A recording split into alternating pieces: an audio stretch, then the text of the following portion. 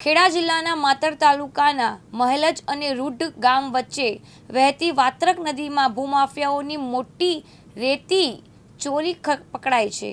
ખાણ ખનીજ વિભાગની આકસ્મિક તપાસમાં નદીના પટમાં ગેરકાયદેસર બનાવવામાં આવેલા કાચા પુલ મળી આવ્યો હતો. તપાસ દરમિયાન જાણવા મળ્યું કે રૂડ ગામ તરફથી નદીમાં લગભગ 50 ફૂટ લાંબા માટીનો કાચો પુલ બનાવવામાં આવ્યો હતો. આ પુલનો ઉપયોગ મહેલજના સીમાડે આવેલા વાત્રક નદીના પટમાંથી સાદી રેતીનું બિનઅધિકૃત ખોદકામ કરવા માટે તૈયાર કરવામાં આવ્યો હતો.